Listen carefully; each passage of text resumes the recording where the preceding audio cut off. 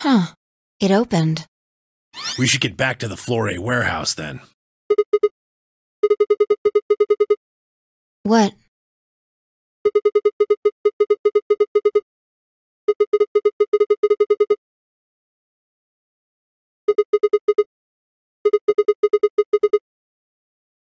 You're right. Guess it was set to turn on when we opened the door. It looks like an authentication screen. I think we need to put in an ID and a password. Yeah, but what?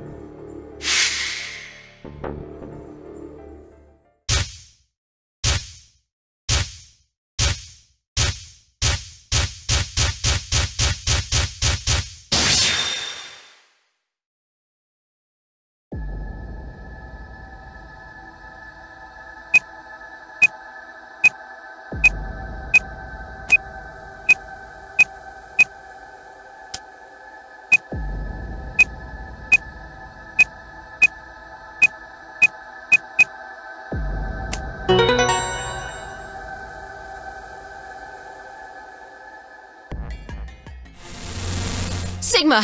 Look!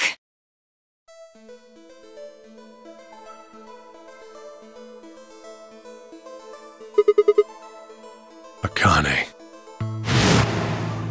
Her name is Akane Kurashiki. I've been looking for her for a very long time.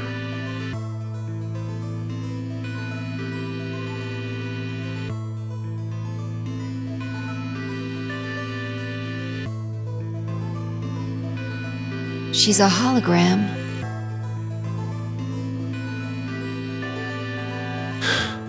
Akane.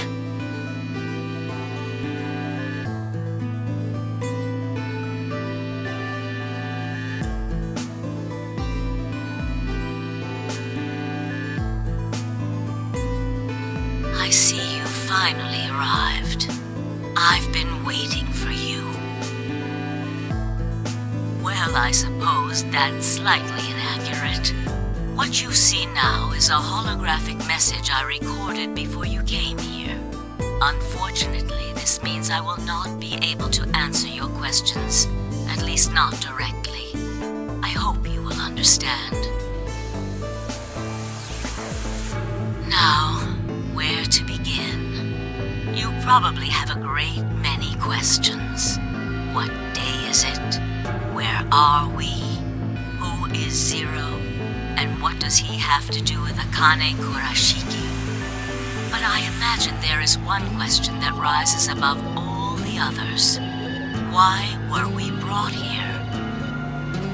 The answer to that is simple. Everything that has happened here is part of our plan. All of this was required for the success of the AB project. I assume you heard the name by now, at least. In any event, you were all needed in order to execute our plan.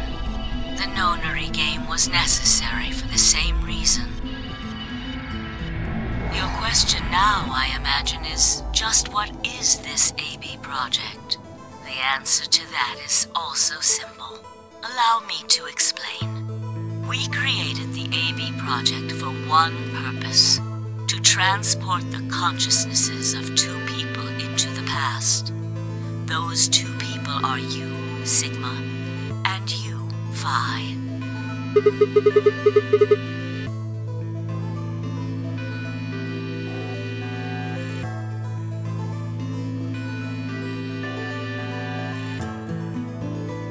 Have you figured out what this room is? I assume you saw the Q on the door.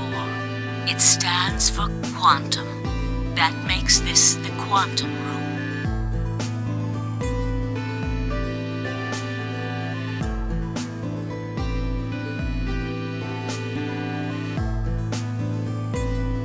Take a look at the rear of the room. Do you see that large enclosure? That houses our quantum computer.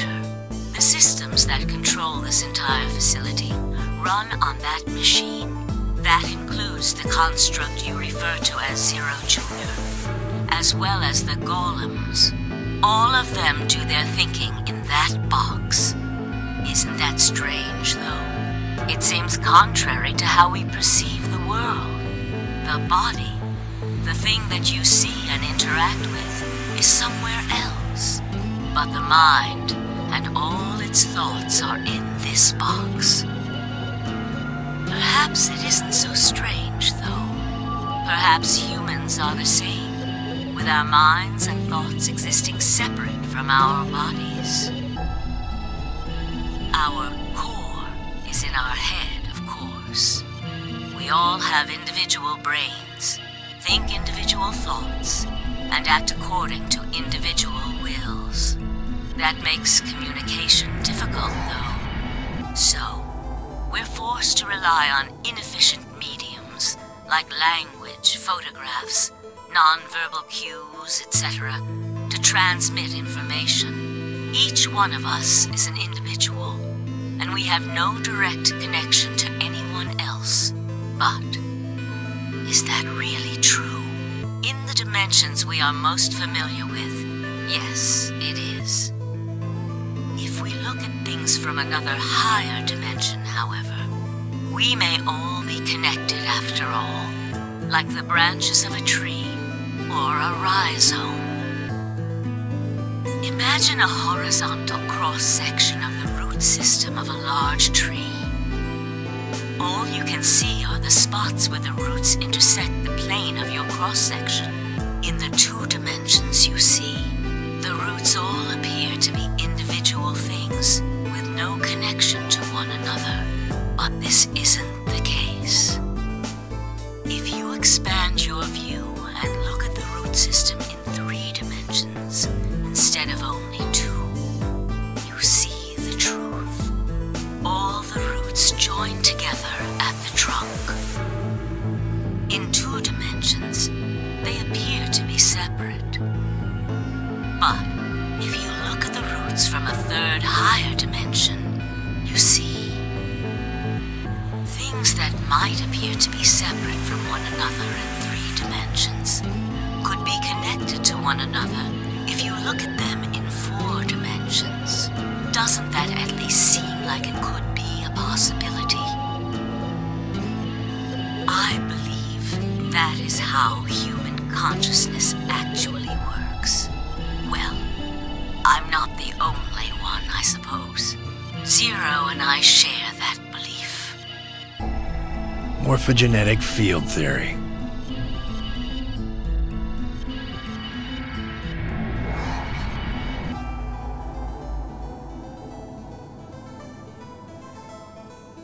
Now, when I talk about a 4th dimension, I'm referring to the 4th dimension used in Minkowski space-time. Let's start with a single dimension, where all that exists is a point. Connect points to one another, and you have a line. In 1 dimension, the only surface you can create is that, a line. But move to 2 dimensions and create more lines, and you can create shapes. These are 2-dimensional surfaces. Move up to 3 dimensions, and you can connect these shapes to one another and form 3-dimensional objects. Now you have a 3-dimensional surface, which encompasses a volume of space. Connect 3-dimensional objects to one another, and you formed a 4-dimensional object, which encompasses a volume of both space and time. It is on that fourth dimensional axis that our minds are connected. If that was true, then what would prevent anyone from sending their consciousness backward or forward in time? That theory is the foundation of the AB project. The A represents after, and the B represents before.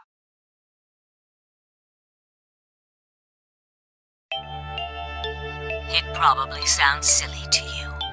A ridiculous story made up by a mad old woman. But look at what's happened to you. You've seen many different worlds and timelines, haven't you, Sigma? And what about you, Phi? I know you have too. Am I wrong? Tenmyoji should know what I'm talking about as well. I believe you experienced something very similar nearly half a century ago. You sent your consciousness to the past to help save a little girl's life.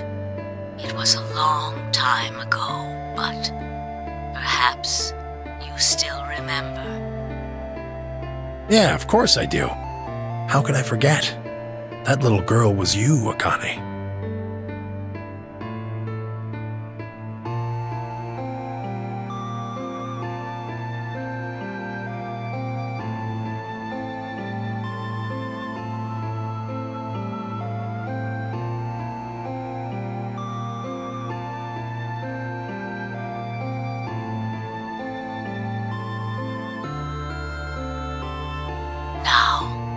Unfortunately, my time is up.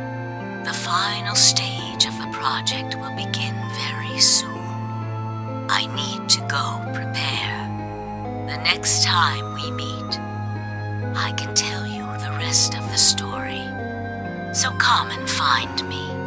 I'll be waiting. One last thing. The cat in the box. Is it alive? Or is it dead? Sigma? Phi? You will decide its fate. Goodbye. Wait! Akane, wait! Oh, Tenmyoji. I can almost see you. You don't need to worry. Everything is going to be okay. I will see you again one day. I promise. But I'm going to have to ask you to wait just a little longer. Wait! Akane!